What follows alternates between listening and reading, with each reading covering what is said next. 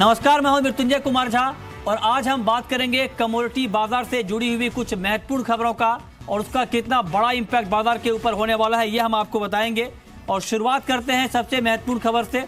खबर यह है कि खाद्य तेल के इंपोर्ट पर शिकंजा कस सकता है। जी हां, इस वक्त की एक बड़ी खबर आप देख पा रहे हैं अपनी स्क्रीन पर।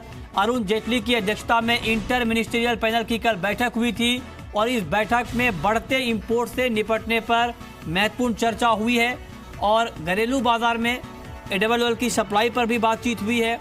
और माना यह जा रहा है कि अगले कुछ दिनों में एक बार फिर से ये बैठक होगी और इस बैठक में बढ़ते इंपोर्ट पर लगाम लगाने के लिए कुछ बड़े फैसले, कुछ कड़े फैसले सरकार की तरफ से हो सकते हैं। इस बात के संकेत यहाँ पर मिल रहे हैं। और आपको बता दें कि बढ़ते इंपोर्ट से काफ़ी दाम यहाँ पर कम हुए हैं। तिलहन के MSP से भी नीचे लुढ़क गए थे सोयाबीन, मूंगफली और सरसों के दाम, जिससे किसानों को नुकसान की आशंका हुई है। इसको देखते हुए सरकार कुछ बड़ा फैसला इस मुद्दे पर ले सकती है। इस पर बातचीत करने के लिए हमारे साथ CKED बीबी मेहता हैं मुंबई से फोन लाइन पर, और साथ ही हमारे साथ विजय सॉल्वेक्स के MD विजय डेटा हैं। आप दोनों का बहुत बहुत स्वागत है कार्यक्रम में। मिस्टर मेहता, मेरा पहला सवाल आपसे ये होगा, चूंकि आप लोग लगातार ये डिमांड कर रहे हैं कि इंपोर्ट ड्यूटी में तुरंत बढ़ोतरी होनी चाहिए अगर सरकार चाहती है कि किसानों को नुकसान से बचाया जाए, क्या कुछ सिग्नल अब तक सरकार की तरफ से मिले हैं? नहीं, पहले तो जो ये साल पहली दफा देखा है कि MSP के नीचे ऑयलसीड के सारे दाम चल रहे हैं। किसान काफी परेशान है, सोयाबीन का वक्त है और ऐसा लग रहा है कि भाई किसान तिलहन छोड़ के कॉटन है तो उसमें दूसरे चले जाएंगे। आज जो इंपोर्ट बढ़ रहा है, कम से कम हर महीने जो तेल हर महीने बढ़ोतरी हो रही है और लगता है कि ये साल भी हम 15 मिलियन 150 लाख टन का इंपोर्ट। हाँ। तो ये सारे चीजें देखते हुए हमने गवर्नमेंट को एक रिक्वेस्ट की भाई कभी एक सर्जिकल स्ट्राइक का टाइम आ गया है। 5% ड्यूटी बढ़ाने से कोई फर्क नहीं पड़ेगा, किसान को भी फायदा नहीं होगा, इंडस्ट्री को भी फायदा नहीं होगा। हाँ। इसके लिए जरूर के जैसे सर्जिकल स्ट्राइक करते हैं एक साथ में आप बढ़ा दीजिए, कम से कम 20% on crude oil, 35% on refined oil होना चाहिए, ताकि किसान को रेमोटिव प्राइस मिले और ड्यूटी डिफरेंस यहाँ की इंडस्ट्री चले और मेक इन इंडिया का जो कॉल प्राइम मिनिस्टर साहब ने दिया है वो फुलफिल है। और हम चाहते हैं कि भाई गवर्नमेंट जल्दी से जल्द कोई डिसीजन ले। अभी क्या है, सोयाबीन का टाइम है, किसान परेशान है और अगर ये मीटिंग होती रहेगी और डिसीजन डिले होगा तो फार्मर को डेफिनेटली किसान को तकलीफ देगा। ओके, हाँ जी। तो आपने काफी महत्वपूर्ण बात कही कि सर्जिकल स्ट्राइक का वक्त आ गया है, सरकार को कुछ कड़े फैसले इस मुद्दे पर लेने चाहिए। काफी अच्छा टर्म आप यहाँ पर आपने यूज किया है। मिस्टर डेटा, मेरा आपसे सवाल ये होगा कि अगर हम देखें यहाँ पर तो इंपोर्ट को लेकर के लगातार चर्चा हो रही है, इंपोर्ट में काफी इजाफा भी हुआ है और इस तरह से डिमांड इंडस्ट्री की तरफ से आ रही है कि इंपोर्ट में अगर इजाफा होगा तो घरेलू इंडस्ट्री को एक बड़ा नुकसान होगा। ऐसे में आपको भी ये लगता है कि ये बहुत जरूरी है कि तत्काल प्रभाव से इंपोर्ट ड्यूटी में बढ़ोतरी होनी चाहिए? देखिए, 3-4 कारण इकट्ठे हो गए हैं। एक तो किसान को रेम्युनरेटिव प्राइस नहीं मिल पा रहा है, बिलो MSP सरसों सारे ही तिलहन बिलो MSP बिक रहे हैं। एक तरफ हम किसान की इनकम डबल करने की बात कर रहे हैं, दूसरी तरफ किसान पिसता जा रहा है, आत्महत्या कर रहा है। फिर वो ध्यान आ रहा है, वाजपेयी सरकार के समय हमने रिप्रेजेंट किया था, इन्होंने ड्यूटी सीधे 25 से 75 की थी। आज ड्यूटी 7.5% कर रखी है। कभी भी सोयाबीन से नीचे CPO पे ड्यूटी नहीं रही, या तो एट पार रही है या ज्यादा रही है। ड्यूटी तुरंत प्रभाव से कम 25% क्रूड ऑयल्स पे होनी चाहिए, रिफाइंड ऑयल पे मिनिमम 40% होनी चाहिए।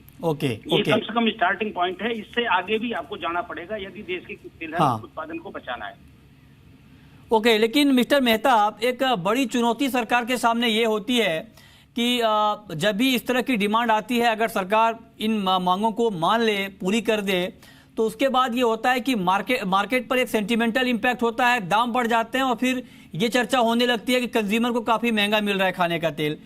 क्या आपको लगता है कि इंपोर्ट ड्यूटी बढ़ाने के बाद फिलहाल कंज्यूमर को इसका खामियाजा नहीं भुगतना पड़ेगा, खाने के तेल के दाम नहीं बढ़ेंगे? देखिए, पहले तो वर्ल्ड सिचुएशन ध्यान में रखनी चाहिए। आज सोयाबीन ऑयल और सनफ्लावर ऑयल का गलत है, पाम ऑयल का ओवर सप्लाई है, ताकि हम जब यहाँ ड्यूटी बढ़ेगी तो वहां भी दाम गिरेंगे और यहाँ भी दाम इतने बढ़ने वाले नहीं है। अगर बढ़ भी गया तो 2-4-5 किलो पे बढ़ गया तो क्या फर्क पड़ता है? एक फैमिली हर महीने 4 किलो तेल खाता है, मतलब 20 रुपया का तेल खाता है, बढ़ेगा कुछ नहीं, 20 रुपये। पर वो उसके वजह से किसान को कितना फायदा होगा वो सोचिए। अगर 5 रुपए तेल का भी भाव बढ़ गए तो कोई फर्क नहीं पड़ने वाला है। और साथ में आप देखिए लास्ट ईयर के भाव से कम 30% नीचे चल रहा है। तो अभी सोचना वो पड़ेगा भाई हम क्या किसान को सही दाम दे पाएंगे। बिलो एमएसपी से उसको निकाल के एमएसपी प्लस में होना चाहिए। एक मार्केट फोर्स उसके भाव देना चाहिए। गवर्नमेंट एजेंसी को उसमें स्टेप अप नहीं करना पड़ेगा, वो सोचना पड़ेगा। नहीं तो क्या होगा, आज सारी गवर्नमेंट एजेंसी को खरीदना पड़ेगा और कितना, और उसकी एफिशिएंसी नहीं है। हमने देखी है कि भी गवर्नमेंट एजेंसी बाई नहीं कर पाती है। ओके, हाँ ठीक है। विजय डेटा जी, मेरा आपसे सवाल ये होगा, क्योंकि सोइंग अभी तक कम हुई है सोयाबीन की लास्ट ईयर के मुकाबले, और सोयाबीन की बात करें तो अब माना ये जा रहा है कि सोयाबीन की कीमतों में तेजी का दौर शुरू हो गया है। क्या आप इससे इत्तेफाक रखते हैं और आपको लगता है कि सोयाबीन के दाम बढ़ने वाले हैं? देखिए, सोयाबीन की जब तक क्रशिंग नहीं होगी तब तक डिमांड ऐसे ही चलती रहेगी। सिर्फ लोकल डीओसी के कंजम्पशन के बेसिस पे तेजी ज्यादा मानना गलत होगा। इसकी एक लिमिटेड कंजम्पशन है मील का। तेल तो सारा इंपोर्ट हो ही जाता है सस्ता। हाँ। किसान को फैक्ट्री वाला तभी ही क्रश करेगा जब उसको मार्जिन होगा, अदरवाइज क्रशिंग नहीं होगी। तो मुझे पूरी संभावना है कि इस साल भी सोयाबीन का काफी सारा स्टॉक कैरी ओवर जाने वाला है नेक्स्ट ईयर के लिए। ओके मिस्टर मेहता, जो बात आपने यहाँ पर कही काफी महत्वपूर्ण है, लेकिन अब आपको लगता है कि आगे फार्मर को कुछ राहत मिलने वाली है? क्योंकि हाल के दिनों में सोयाबीन के दाम 2700-2800 तक आ गए थे। मध्य प्रदेश में इसको लेकर बड़ा हंगामा भी खड़ा हुआ था, काफी विरोध हुआ था। अब थोड़ी थोड़ी रिकवरी यहाँ पर आ रही है। क्या आपको लगता है कि किसानों को कुछ राहत मिलने वाली है? अब प्राइस इस लेवल पे थोड़ा बहुत स्टेबल होगा? आज ऐसा मार्केट में जो खबर है कि भाई गवर्नमेंट इसमें चिंतित है, कुछ एक्शन लेना चाहती है, तो थोड़ा सेंटिमेंटल चेंज हुआ है। उसके वजह से मार्केट ऊपर गई है। अगर गवर्नमेंट ने कुछ छोटा डिसीजन लिया तो फिर मार्केट ड्रॉप होगी और किसान को दाम नहीं मिलेंगे। तो अभी तो सही वक्त है। Government must raise import duty without any further delay. वो भी कम नहीं होनी चाहिए, 20-35% के मिनिमम होने चाहिए। जैसे विजय जी तो मेरे से भी आगे वो बोल रहे 40% तक 40% लेके जाना चाहिए। ये जरूरी है, स्टेप बाय स्टेप आगे बढ़ानी पड़ेगी। हाँ, आप जरूर कीजिए, प्राइस बिल बना लीजिए। अगर तेल के दाम ऊपर चले गए तो रिड्यूस इंपोर्ट ड्यूटी, प्राइस नीचे गई इंक्रीज इंपोर्ट ड्यूटी, और प्राइस बिल में चलते रहे तो बार बार रिवीजन की बात ही नहीं आएगी। जैसे इंडोनेशिया और मलेशिया कर रहे हैं, जैसे फिक्स्ड प्राइस बैंड, चलिए ऑटोमेटिक हर महीने रिवीजन हो रहा है।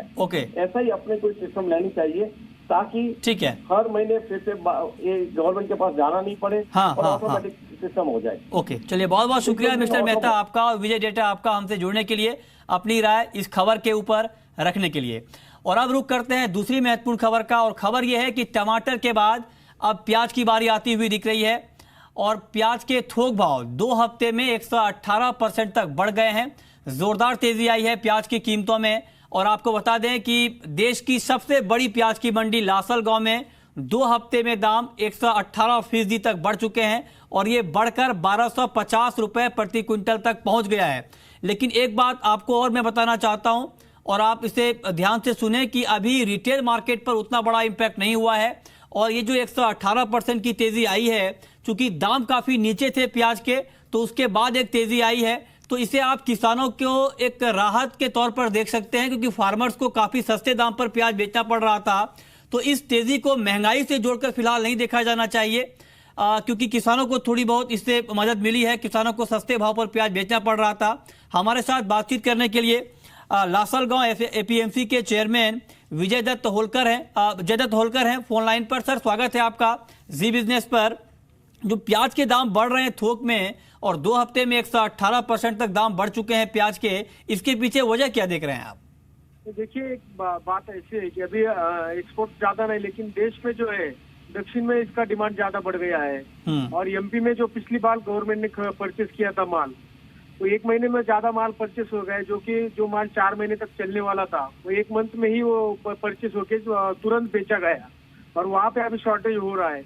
उसी तरह भी थोड़ा बारिश की वजह से गुजरात में भी थोड़ा बाढ़ हुआ है, वहाँ पे भी जो फसल पे असर गिरा है, इस वजह से देश में थोड़ी सी मांग बढ़ने की वजह से, डिमांड बढ़ने की वजह से थोड़ा रेट बढ़ चुका है। लेकिन अगर पिछले सप्ताह अगर आप देखेंगे तो 300 या 400 में किसान ने अपना माल बेचा है, उसमें थोड़ी सी राहत किसानों को ये दर बढ़ने से मिल रही है। लेकिन मिस्टर होलकर, मेरा अगला सवाल आपसे ये होगा कि क्या रिटेल मार्केट पर कुछ इसका एडवर्स इम्पैक्ट आप देख पा रहे हैं? अभी तक तो नहीं देखा जा रहा है कि अभी ये हफ्ते में ही थोड़ा सा रेट बढ़ा है 4-5 दिनों में। अभी रिटेल में वैसा देखा जाए तो उतना बढ़ोतरी नहीं दिखाई दे रही है। मैं एक और सवाल आपसे महत्वपूर्ण सवाल पूछना चाहता हूं, क्या डिमांड सप्लाई को लेकर कोई बहुत बड़ा मिसमैच तो नहीं है फिर जो आगे बढ़कर सरकार के लिए एक चुनौती बन जाए, कंज्यूमर के लिए एक चुनौती बन जाए? इतना बड़ा तो कुछ होगा ऐसा नहीं लग रहा है अभी फिलहाल। अभी भी किसानों के पास भारी मात्रा में स्टोरेज है। हाँ। और वो अपना जैसे जैसा रेट मिल रहा है वैसा वैसा वो बाहर निकालने को शुरुआत कर रहे हैं। ओके, ठीक है, बहुत बहुत शुक्रिया मिस्टर होलकर आपका इस पूरी खबर पर अपडेट देने के लिए। तो ये कुछ महत्वपूर्ण खबरें हमने आपको बताई। अब आगे बढ़ते हैं, अब आपको बताने जा रहे हैं कि आज आप कहां पर मुनाफा कमा सकते हैं, ये हम आपको बताएंगे। हमारे साथ रविंद्र वी राव हैं और साथ ही हमारे साथ निर्मल बंग कमोडिटी के कुणाल शाह होंगे। इन दोनों से हम जानेंगे। रविंद्र, मेरा पहला सवाल आपसे ये होगा कि गोल्ड की कीमतों में तेजी आई थी फेड के फैसले के बाद। फेड ने यह फैसला किया कि फिलहाल ब्याज दरों में कोई बदलाव नहीं किया जाएगा। उसका एक पॉजिटिव इंपैक्ट हमने कीमतों के ऊपर दिखा, लेकिन क्या अब आपको लगता है कि जो प्रॉफिट बुकिंग आई है गोल्ड में, ये सस्टेन करेगी, कंटिन्यू रहेगी?